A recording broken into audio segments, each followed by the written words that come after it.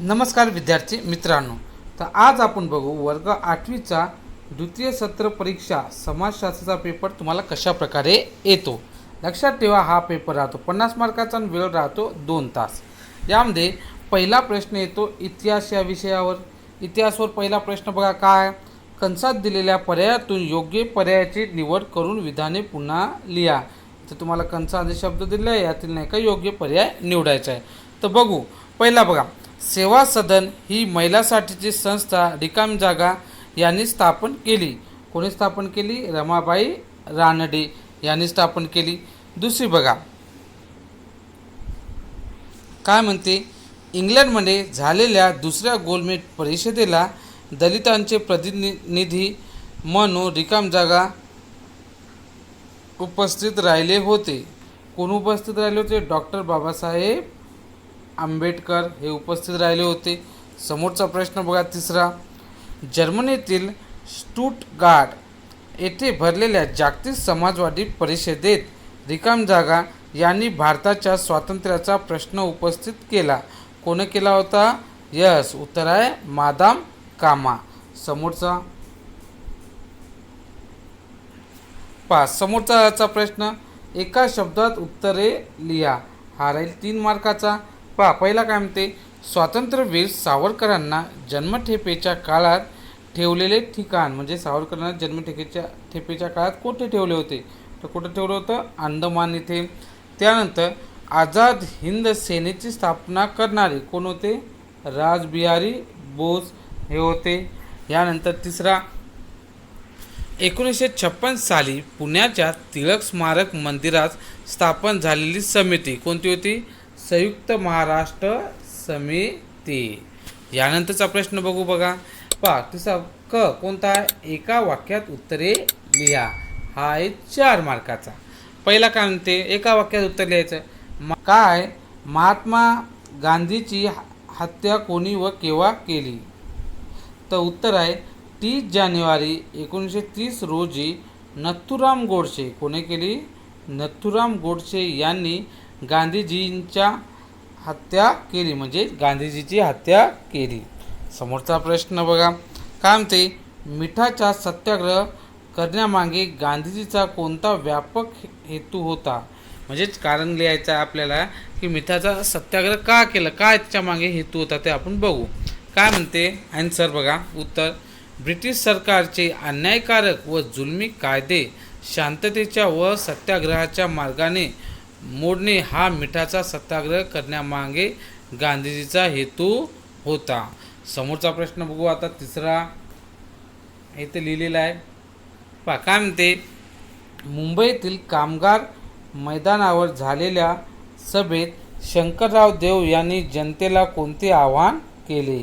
उत्तर आहे मुंबईतील कामगार मैदानावर झालेल्या सभेत शंकरराव देव यांनी सांगितले मुंबई महाराष्ट्रापासून वेगळी करण्याला आपला विरोध आहे. समोरचा प्रश्न बघा काय म्हणते. आयटकच्या अधिवेशनाच्या अध्यक्षपदावरून लाला लजपतराव यांनी कामगारांना कोणते आवाहन केले? उत्तर आहे आयटकच्या अधिवेशनाच्या अध्यक्षपदावरून लाला लजपतराव यांनी कामगारांना राष्ट्रीय आंदोलनात सक्रिय सहभाग होण्याचे आवाहन केले. समोरचा प्रश्न बघा काय म्हणते. पुढील तक्ता पूर्ण करा. आता आपल्या इथे तक्ता पूर्ण करायचा आहे. बघू आता. इथे नाव दिलेलं आहे. अण्णा यांच्या संघटनेचे नाव लिहायचे. कोणती संघटना द्यायची? तुफान सेना. तसं दुसरं जर बघितलं असं तर आता इथे तुम्हाला संघटनेचे नाव दिलेलं आहे काय? Forward block. तर याच्या नाही का संस्थापकचे नाव लिहायचे होते. तर काय होते? सुभाषचंद्र बोस. काय होते?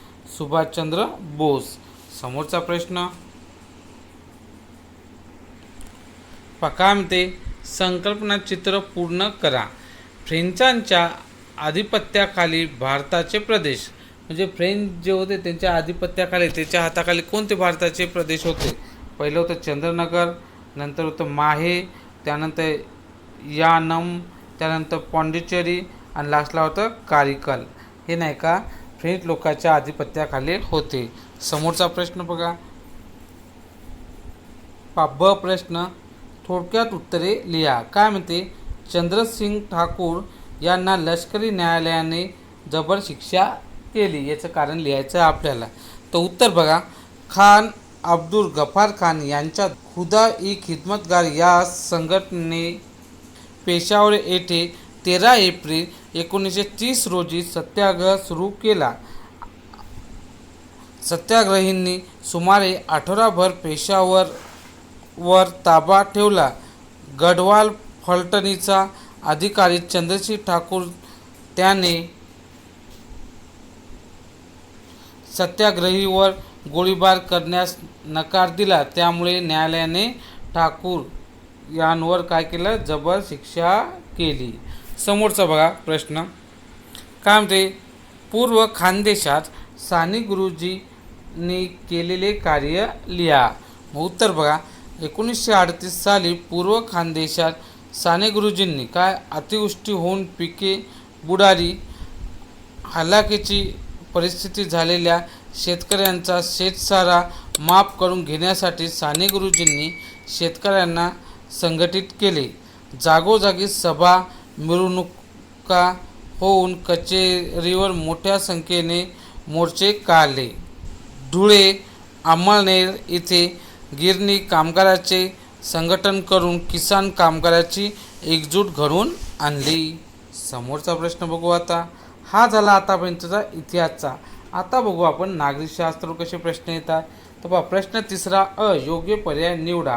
किती मार्काच्या आहेत, 3 रिकामी जागा राहते. जसं पहा, कार्यक्षम संधी अधिकाऱ्यांच्या निवडीसाठी रिकामी जागाने स्वतंत्र यंत्रणा निर्माण केल्या. कोणी केलेल्या आहे, संविधानाने. त्यानंतर राज्य विधिमंडळाने अधिवेशन आमंत्रित करण्याचा अधिकार रिकामी जागा यांना असतो. कोणाला असतो, राज्यपालला. त्यानंतर सर्वोच्च न्यायालयाच्या न्यायाधीशाची नेमणूक रिकामी जागा करतात. कोण करतात, राष्ट्रपती. दुसरा बघा ब प्रश्न, एका शब्दात उत्तरे लिहा. किती मार्काचा आहे, 3 मार्काचा. बघा, महाराष्ट्र राज्याचे विधान भवन येथे आहे. कुठं आहे, मुंबई येथे आहे. उच्च न्यायालयाच्या न्यायाधीशाचे निवृत्ती वय किती राहते, 62 वर्षे. विधिमंडळाच्या सदस्यांना काय म्हणतात, काय म्हणतात, आमदार असे म्हणतात. समोरचा प्रश्न बघू आपण. टिपा लिहा. कशावर लिहायचे, नोकरशाहीवर. मग काय म्हणते उत्तर बघा, कार्यकारी मंडळाच्या नियंत्रणाखाली असणाऱ्या प्रशासकीय यंत्रणेला नोकरशाही म्हणतात. या प्रशासकीय यंत्रणेत संधिसेवक असल्याने या संधिसेवकाच्या यंत्रणेला नोकरशाही असे म्हणतात. तिसरा पॉईंट, शासनाचे धोरणे प्रत्यक्ष कार्यवाहीत आणण्याचे कार्य नोकरशाही करीत असते. समोरचा प्रश्न बघा. आता दुसरी टिपा लिहा. कोण आहे, मुख्यमंत्र्यांची कामे काय राहतात, कार्यक्षम आणि अधिक प्रतिनिधिक असे मंत्रिमंडळ तयार करणे, निवडलेल्या मंत्र्याचे खातेवाटप करणे, मंत्रिमंडळातील मतभेद मिळवणे व त्यांच्याकडून प्रभावी कार्य करून घेणे, राज्याची धोरणे ठरवून अंमलबजावणी करणे, जनतेच्या अडचणी समस्या सोडवणे. हे कुणाचे कार्य आहे, मुख्यमंत्र्याचे. समोरचा प्रश्न आता बघा. आता आपण तिसरा पाठ बघू. याच्यात आलेला आहे भूगोल. आता भूगोलवर नाही का कसे प्रश्न राहतात हे आपण बघू. पहिला प्रश्न राहील 5 मार्काचा आणि कोणता आहे, पुढील विधाने चूक की बरोबर ते लिहा. पहा, भारत हा उद्योगप्रधान देश आहे. चूक. याचा आन्सर आहे चूक. भारत हा कृषीप्रधान देश आहे. त्याच्यानंतर पहा, ग्रामसेवक सातबाराचा उतारा देतो. हे पण कसं आहे, चूक आहे.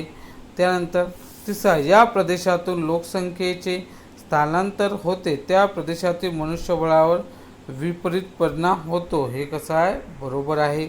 त्यानंतर रेषाप्रमाणास आलेखात्मक प्रमाण असेही म्हणतात. हे पण कसं आहे, बरोबर आहे. नंतरचं, केंद्रीय व्यवहार विभागात कारखाने असतात. हे कसं आहे, चूक आहे. अशा प्रकारे याचे आन्सर लिहायचे 5 पैकी 5 मार्काचे. समजा एका वाक्यात उत्तरे लिहा. आता पहिला बघा, मिश्र भूमी उपयोजन क्षेत्र म्हणजे काय याच्याबद्दल आपल्याला लिहायचं आहे. तर काय म्हणते, शहरातील काही जमीन विविध गरजा एकत्रितरित्या पूर्ण करण्यासाठी वापरली जाते. ती जमीन क्षेत्र म्हणजे मिश्र भूमी उपयोजन क्षेत्र होय. दुसरं आहे बघा, आयुमान म्हणजे काय. तर काय म्हणते, एखाद्या प्रदेशातील व्यक्तीची जन्माच्या वेळेची अपेक्षित सरासरी आयुमर्यादा म्हणजेच आयुमान होय. तिसरा प्रश्न बघा, मानव विकास निर्देशांक ही संकल्पना कोणी मांडली. तर कोणी मांडली, उत्तर बघा, महबूब अल हक आणि अमर्त्य सेन यांनी मांडली. समोरचा प्रश्न बघू आपण. पहा काय म्हणते, साक्षरतेचा विकासाशी थेट संबंध असतो. आपल्याला लिहायचं आहे याचं उत्तर बघू आपण. पहा उत्तर पहा, ज्या देशात साक्षरतेचे प्रमाण अधिक असते असा देश आर्थिक, सामाजिक आणि सांस्कृतिकदृष्ट्या अधिक प्रगत असतो. याच्या उलट ज्या देशात साक्षरतेचे प्रमाण कमी असते असा देश आर्थिक, सामाजिक आणि सांस्कृतिकदृष्ट्या कसा असतो, मर्यादित प्रमाणात प्रगत असतो. असे हे साक्षरतेचे महत्त्व आहे. पहा समोरचा प्रश्न काय आहे, थोडक्यात उत्तरे लिहा. पहिला बघा, नियोजित शहरांची वैशिष्ट्ये स्पष्ट करा. उत्तरमध्ये बघा, गरज, औद्योगिक क्रांतीनंतर जगभरात मोठ्या प्रमाणात नागरीकरण प्रक्रियेस चालना मिळाली. स्वरूप, नियोजित शहरात पर्यावरणीय व सामाजिक समस्याचे प्रमाण तुलनेने कमी आढळते. समोरचा बघा प्रश्न, लघु उद्योगाचे 3 वैशिष्ट्ये सांगा. उत्तरमध्ये पहिलं, लघु उद्योगांना भांडवल, जागा, यंत्रसामग्री या आदानांची तुलनेने कमी प्रमाणात आवश्यकता असते. पहिला झाला पॉईंट. दुसरा बघा, लघु उद्योगात तुलनेने कमी मनुष्यबळ आवश्यकता असते. तिसरा पॉईंट बघा, लघु उद्योगातील उत्पादित वस्तूची बाजारपेठ तुलनेने मर्यादित असते. हे अशा प्रकारचे उत्तर. नंतरचा बघा, माहिती लिहा. नंतरचा प्रश्न बघा, माहिती लिहा. भारतातील कृषीवर आधारित उद्योग म्हणजे भारताच्या कृषीवर आधारित उद्योगाबद्दल माहिती लिहायची आहे. तर बघू आपण. पहा उत्तर आहे, ऊस या कृषी उत्पादनावर आधारित साखर उद्योग. भारतातील कृषीवर आधारित उद्योगात दुग्ध व्यवसाय, अन्न प्रक्रिया, फळ प्रक्रिया, गुहाळ इत्यादी उद्योगाचा समावेश होतो. भारतातील कृषीवर आधारित उद्योगधंद्यामुळे ग्रामीण भागातील अर्थव्यवस्थेच्या विकासात चालना मिळाली आहे. अशा प्रकारे इथे आपला पेपर पूर्ण झालेला आहे. तुम्हाला अशाच प्रकारे 8वी 9वी 10वीचे अतिमहत्त्वाचे प्रश्न, त्यानंतर पूर्ण क्वेश्चन पेपर उत्तरासहित जर पाहिजे असेल तर तुम्ही आजच आपल्याला चॅनलला लाईक करा, सबस्क्राईब करा आणि बेलला प्रेस करा, ज्यामुळे असे नवनवीन व्हिडिओ तुमच्या नका मोबाईलवर नोटिफिकेशनमध्ये येऊन जाईल. ओके बेटा, थँक्यू.